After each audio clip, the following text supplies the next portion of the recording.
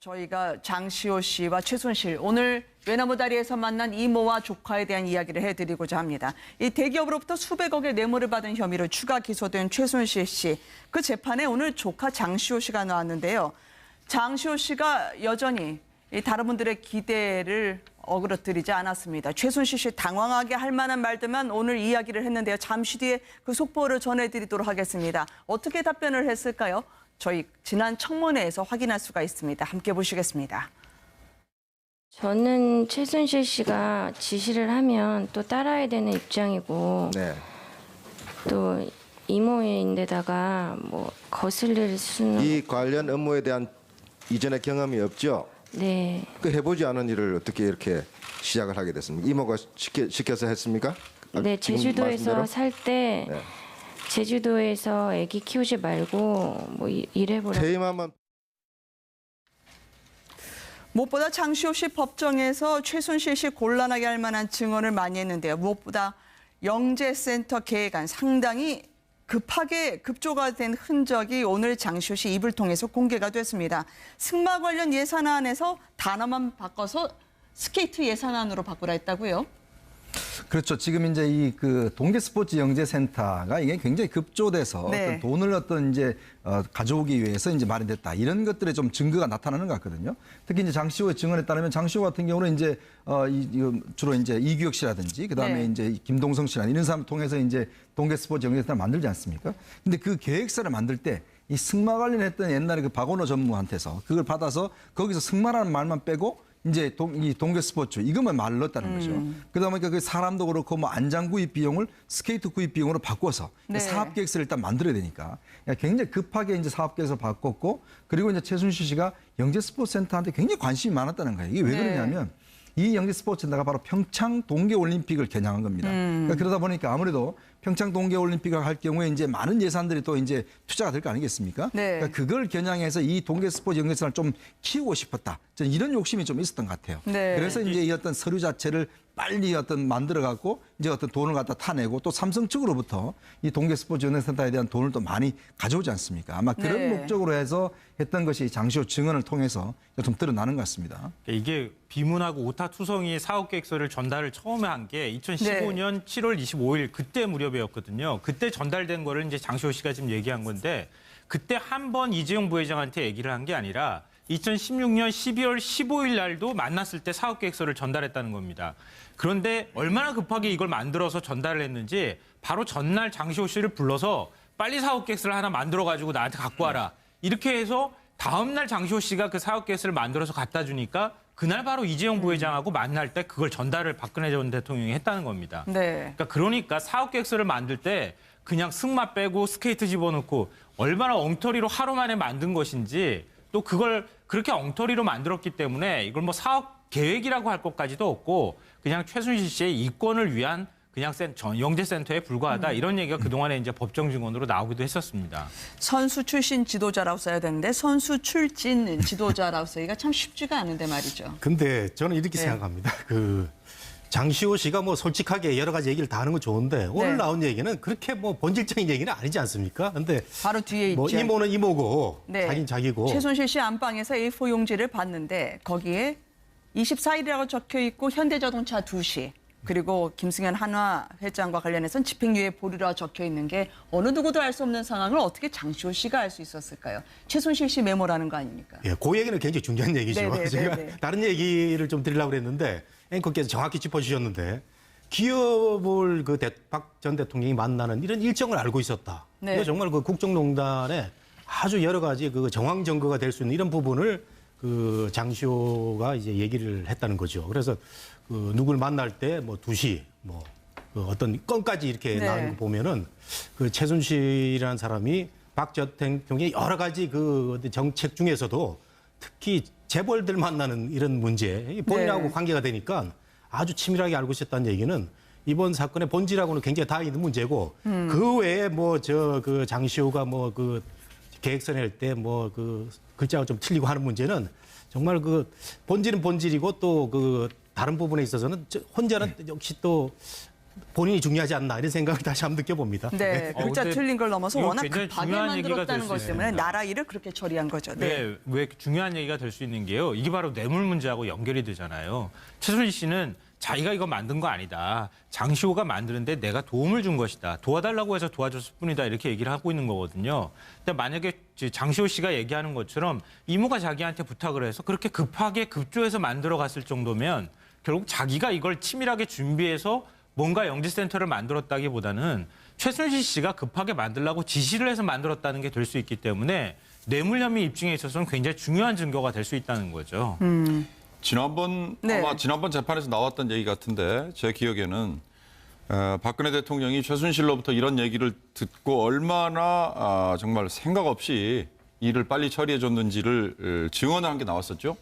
장시호가 이렇게 엉망인 보고서 계획서를 만든 거를 택배 직원을 불러서 그날 최순실에게 보냈고 최순실이 그걸 받자마자 박근혜 대통령에게 그날 오후에 전달을 했고 네. 그리고 바로 은행 거래 시간이 끝나기도 전에 삼성으로부터 16억 원 중에 일부의 돈이 장시호 쪽으로 전달이 됐다. 이게 지난번 재판에서 나왔던 증언 중에 하나 아닙니까? 그러니까 이렇게 엉망으로 만들어졌던 이런 계획서 이거 하나를 대통령이 최순실의 얘기 하나만 듣고 이렇게 처리했던 그게 참 또 한 번 어처구니 없는 거죠. 무엇보다 정유라 씨가 대기업 후원 얘기도 꺼냈고요. 그리고 정유라 씨가 임신했던 이야기까지 나오니까 최순실 씨의 과민 반응이 여러 군데에서 포착이 되고 있습니다. 오늘은 대기업 후원 소문이 돌자 최순실 씨가 자신을 구타한 부분까지 구체적으로 적시를 했다고 하더라고요. 그러니까 이제 이게 그 처음에 이제 동계 스포츠 영재센터가 네. 삼성으로부터 지원받는다는 게 이제 굉장히 비밀이었던 모양이에요. 근데 문제는 장시호가 이 사업을 추진하면서 이제 김종 전 차관한테 이야기를 합니다. 그러니까 삼성으로부터 돈이 들어오기로 했다. 이렇게 이야기하니까 김종 차관이 이제 그걸 또 최순실이가 전하는 거예요. 네. 최순실이가 아니 이 중요한 비밀을 이게 막 입을 열고 다닌다고 해서 장시호를 바로 부릅니다. 그래서 이제 꾸려쳐놓고 이제 뺨을 때렸다는 거예요. 네. 그러니까 그만큼 어떤 면에서 보면 이 어떤 이모와 어떤 조카의 뭐 이 관계보다는 이 사업가로서의 어떤 그 이런 것들을 이제 보안 유지를 못했다는 이유로 이제 굉장히 뭐 구타까지 했는 거 아니겠습니까? 네. 한편으로 보면 장시호 같은 경우는 이제 제주도에서 애 키우고 있었는데 그냥 그러지 말고 빨리 올라와라 그래서 이제 올라왔다가 이제 갑자기 이제 이 일 자체에 엮이게 되는 거예요. 본인 자체는.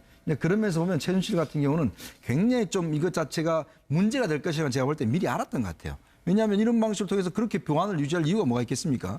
근데 이렇게 삼성이라는 이름이 나갔다고 해서 네. 구타까지 하고 이런 걸로 보면 최순실 입장에서도 자신이 한 일 자체가 굉장히 은밀하고 또한 이게 굉장히 어떤 면에서 보면 중요한 일이다. 그리고 또 이런 보안을 유지하는 일이다. 그렇게 생각했는 게 아닌가 이렇게 생각이 듭니다. 네, 새로운 증언이 나왔는데요. 이게 경제 공동체와 관련해서 특검과 그리고 검찰 측에서 주시하고 있는 부분이 아닐까 싶습니다. 최순실 씨가 검찰 조사를 받던 중에 장시호 씨를 지나가면서 삼성동 2층에 돈이 있으니 그걸로 정유라와 손자를 키우라고 했다고 하는데요. 여러모로 많은 분들에겐 시사점을 던져줄 것 같아요. 이게 초기에는 아마 장시호 씨가 최순실 씨를 배신하거나 뭐 굉장히 많은 증언을 자기한테 불리한 증언을 하고 있다는 걸 몰랐던 것 같습니다. 네. 그러니까 저렇게까지 하지 않나 뭐 이런 생각이 드는데요.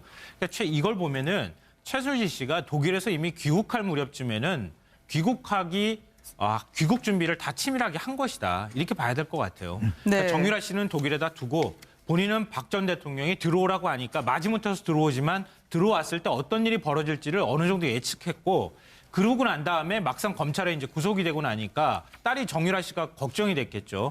그래서 장시호 씨한테 쪽지를 건네면서 삼성동 2층 뭐 어떤 유치원에 가면은 돈이 있다. 이러면서 장시호 씨한테 그걸 가지고 정유라 씨를 도와줘라 이렇게 얘기를 했다고 하는데요.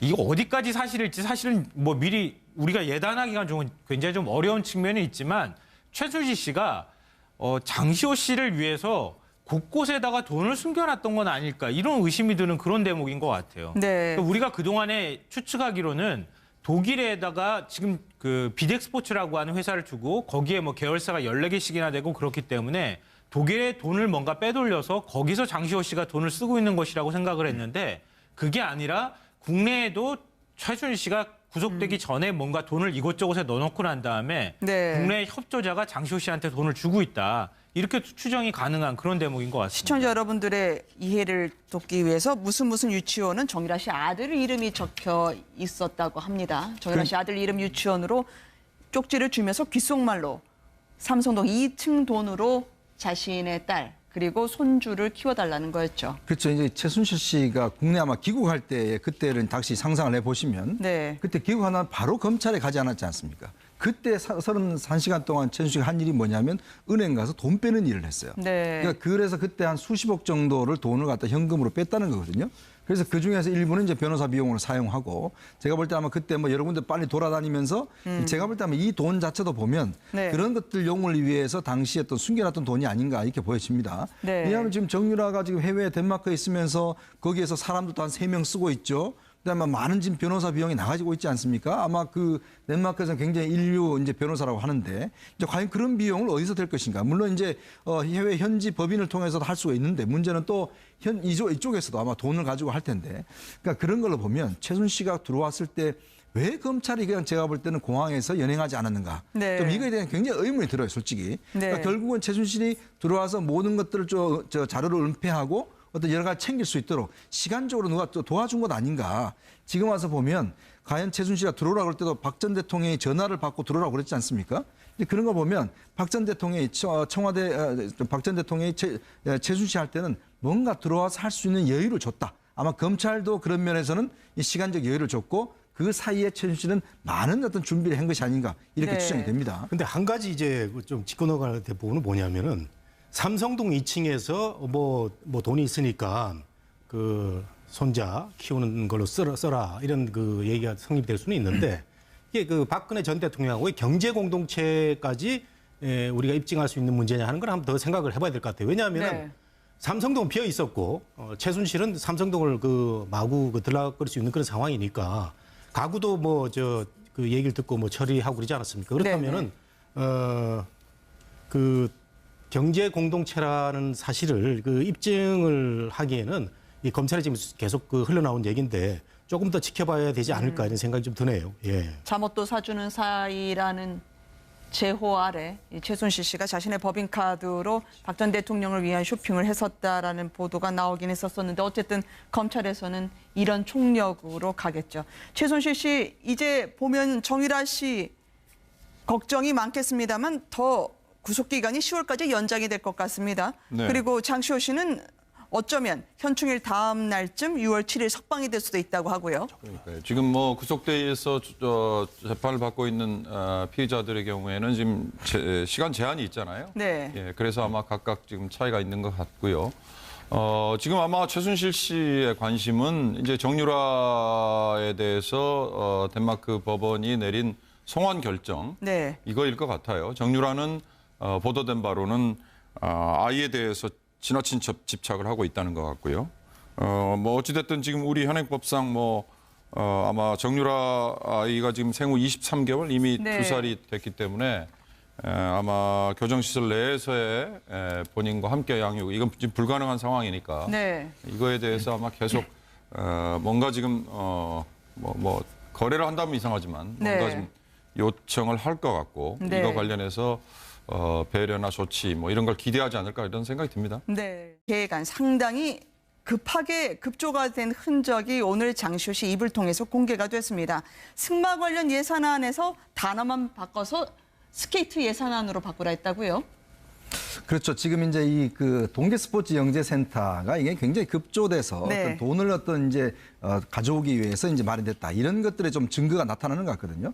특히 이제 장시호의 증언에 따르면 장시호 같은 경우는 이제 주로 이제 이규혁 씨라든지 그다음에 네. 이제 김동성 씨나 이런 사람 통해서 이제 동계 스포츠 영재센터 만들지 않습니까? 근데 그 계획서를 만들 때 이 저희가 장시호 씨와 최순실 오늘 외나무 다리에서 만난 이모와 조카에 대한 이야기를 해드리고자 합니다. 이 대기업으로부터 수백억의 뇌물을 받은 혐의로 추가 기소된 최순실 씨.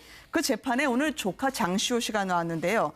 장시호 씨가 여전히 다른 분들의 기대를 어그러뜨리지 않았습니다. 최순실 씨 당황하게 할 만한 말들만 오늘 이야기를 했는데요. 잠시 뒤에 그 속보를 전해드리도록 하겠습니다. 어떻게 답변을 했을까요? 저희 지난 청문회에서 확인할 수가 있습니다. 함께 보시겠습니다. 저는 최순실 씨가 승마 관련했던 옛날에 그 박원호 전무한테서 그걸 받아서 거기서 승마라는 말만 빼고 이제 이 동계 스포츠 이것만 말을 넣었다는 거죠. 그러다 보니까 그 사람도 그렇고 뭐 안장 구입 비용을 스케이트 구입 비용으로 바꿔서 네. 사업 계획서를 일단 만들어야 되니까 굉장히 급하게 이제 사업 계획서 바꿨고 그리고 이제 최순실 씨가 영재 스포츠 센터한테 굉장히 관심이 많았다는 거예요. 이게 왜 네. 그러냐면 이 영재 스포츠 센터가 바로 평창 동계 올림픽을 겨냥한 겁니다. 그러니까 그러다 보니까 아무래도 평창 동계 올림픽을 할 경우에 이제 많은 예산들이 또 이제 투자가 될 거 아니겠습니까? 네. 그러니까 그걸 겨냥해서 이 동계 스포츠 연계선을 좀 키우고 싶었다. 저는 이런 욕심이 좀 있었던 것 같아요. 네. 그래서 이제 이 어떤 서류 자체를 빨리 어떤 만들어 갖고 이제 어떤 돈을 갖다 타내고 또 삼성 측으로부터 이 동계 스포츠 연계센터에 대한 돈을 또 많이 가져오지 않습니까? 아마 그런 네. 목적으로 해서 했던 것이 장시호 증언을 통해서 좀 드러나는 것 같습니다. 이게 비문하고 오타 투성이 사업 계획서를 전달을 처음에 한 게 2015년 7월 25일 그때 무렵이었거든요. 그때 전달된 거를 이제 장시호 씨가 지금 얘기한 건데 그때 한 번 이재용 부회장한테 얘기를 한 게 아니라 2016년 12월 15일 날도 만났을 때 사업 계획서를 전달했다는 겁니다. 그런데 지시를 하면 또 따라야 되는 입장이고 네. 또 이모인데다가 뭐 거슬릴 수는 이 관련 업무에 대한 이전의 경험이 없죠. 네. 그 해보지 않은 일을 어떻게 이렇게 시작을 하게 됐습니까? 이모가 시켜서 했습니까? 네, 지금 제주도에서 말씀대로? 살 때 네. 제주도에서 아기 키우지 말고 뭐 일해보라. 퇴임하면 무엇보다 장시호 씨 법정에서 최순실 씨 곤란하게 할 만한 증언을 많이 했는데요. 무엇보다 영재센터